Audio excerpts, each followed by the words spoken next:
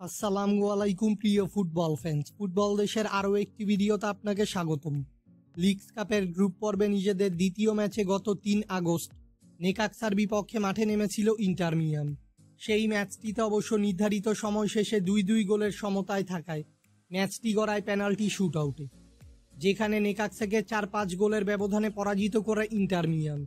এই ম্যাচটিতে আবার ইনজুরি নিয়ে মাঠ ছাড়েন আর্জেন্টাইন খুদে জাদুকর লিওনেল মেসি।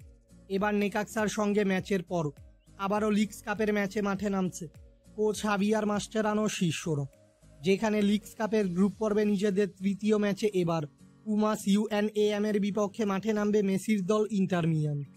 বর্তমানে লিগস কাপের এ গ্রুপের পয়েন্টস টেবিলে ২ ম্যাচ শেষে মোট ৫ পয়েন্টস নিয়ে পয়েন্টস টেবিলে দ্বিতীয় অবস্থানে রয়েছে মেসির ইন্টার মিয়ামি।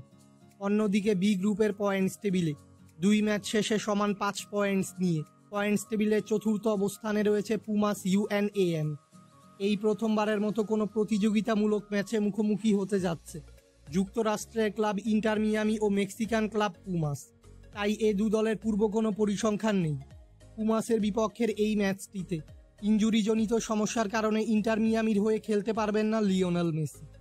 ইন্টার মিয়ামি বনাম পুমাসের মধ্যকার এই লিগস কাপের গ্রুপ পর্বের ম্যাচটি খেলা হবে মিয়ামির হোম গ্রাউন্ড চেজ স্টেডিয়াম এবং এই ম্যাচটি অনুষ্ঠিত হবে বাংলাদেশ সময় অনুযায়ী আগামীকাল ৭ আগস্ট বৃহস্পতিবার ভোর ৫টা ৩০ মিনিটে।